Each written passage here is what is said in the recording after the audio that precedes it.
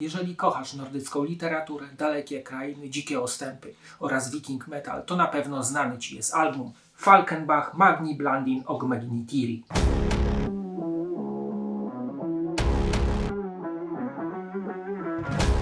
Falkenbach powstaje w Düsseldorfie w Niemczech w 1989 roku. Założycielem i jedynym stałym członkiem jest pochodzący z Islandii muzyk o pseudonimie Wratias Vakias. Na początku istnienia Falkenbach wykonywał muzykę inspirowaną black metalem, w późniejszym czasie wyewoluowała ona w stronę viking folk metalu z elementami blacku. Nagrywają 7 demówek, z czego znane jest 5. Debiutują w 1996 dla No Color Records płytą Endeir Met Rikifara. W 1998 dla Napalm Records wydają kolejny album pod tytułem Magni Blandin og Magnitiri, o którym to będzie dzisiejszy odcinek. Tytuł można przetłumaczyć jako z siłą i chwałą i jest on zaczerpnięty z najstarszego zabytku literatury islandzkiej, czyli Eddy, datowanego na IX wiek. Jest to zbiór 29 pieśni pochwalnych dla bogów, wojowników i bohaterów. Ten album to przykład tego, jak powinien brzmieć viking metal. Prosty, dynamiczny, przechodzący od ponurego do radosnego nastroju. Fundamentem każdego utworu jest jeden lub dwa proste, ale zapamiętywalne riffy. Dużo tu marszowych, podniosłych temp, kojarzących się z przygodą i podbojami północnych wojowników. Utwory są bardzo melodyjne, składające się z wielowarstwowych pasaży klawiszowych oraz chórów, które sprawiają, a szczególnie ich riffy, że kawałki są bardzo chwytliwe.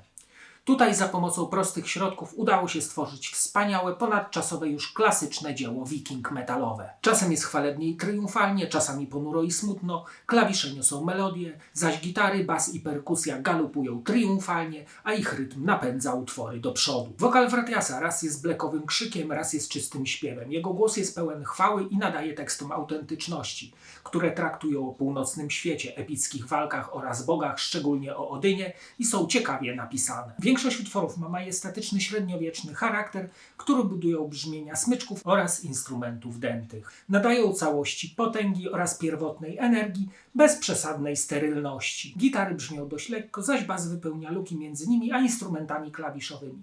Całość jest bardzo spójna i zabiera nas w podróż w czasie do miejsc, których nie doświadczymy w normalnym życiu. Płyta trwa lekko ponad 40 minut i zawiera 6 hymnów wychwalających potęgę wikingów. Kiedyś miałem ten album na kasecie, a teraz mam na CD i bardzo z tego rad, bo to bardzo dobry album jest. Album rozpoczyna się fletem oraz orkiestracjami kawałka When Gjallahorn Win Sound. Następnie wchodzi miarowy rytm perkusji, rozmyte gitary i czysty wokal razem z chórami. Potem kawałek się rozwija, staje się ostry z blackową chrypą wokalisty. Utwór brzmi jak hymn, jest bardzo wzniosły oraz jest prośbą do bogów Midgardu, aby obdarzyli wojowników mocą i siłą do walki z chrześcijaństwem.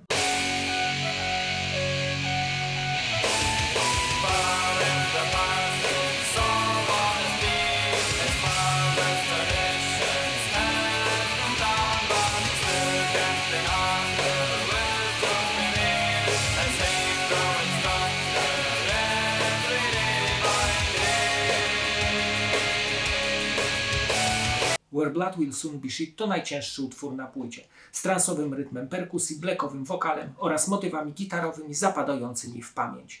Te mroczne fragmenty są tutaj nawet obecne podczas epickich momentów. Gitary są tutaj na pierwszym miejscu. Tekst zaś opowiada o zwycięskim ataku łodziami wikingów na obce ziemie.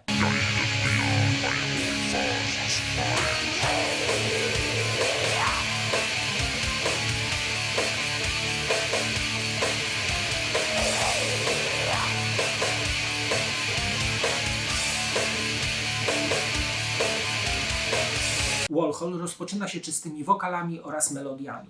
To jakby szanty ubrane w metalowo-wikingową stylistykę.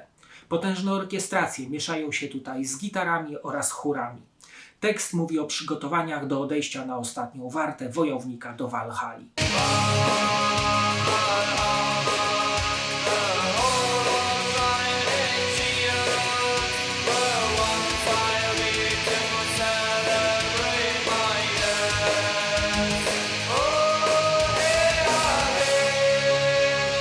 Baldur's Tod to zamykający ten epos instrumentalny, niemalże filmowy utwór.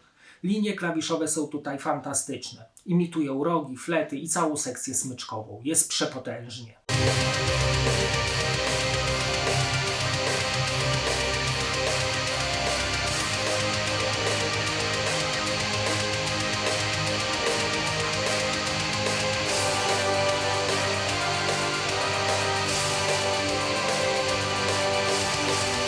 Zobaczmy okładkę i wkładkę. Na froncie widzimy płynące po fiordzie na wyprawę Drakkary. Całość obrazu jest utrzymana w oryginalnej brązowej kolorystyce. W prawym górnym rogu żółte logo Falkenbach wykonane przez Christopher Speidla. We wkładce na rozkładówkach na jednej stronie są grafiki przedstawiające obrazy z życia wikingów, a na drugiej złotą czcionką nadrukowano teksty utworów na czarnym tle. Na ostatniej stronie na tle zachodu słońca podano, gdzie nagrano album, twórcę layoutu oraz loga. Na dole adresy kontaktowe. Na stronie zamykającej wkładkę czerwono-czarna grafika z Drakkarem i wojownikami sunącymi przez Morza Północy. Na CD w pastelowych barwach wydrukowano krajobraz norweski z łodzią na fiordzie. Pudełko zamyka strona z rzeźbą smoka na dziobie łodzi, na której złotą czcionką podano tytuły utworów oraz wykonawcę, czyli Wratiasa Wakiasa, na dole logotypy Napalm Records oraz SPV.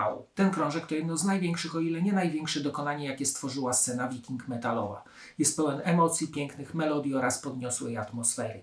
To hołd dla muzyki Batory. Gdy skończysz go słuchać, poczujesz się, jakbyś wrócił z Odysei, w której spotkałeś cały zapomniany świat nordyckich mitologii.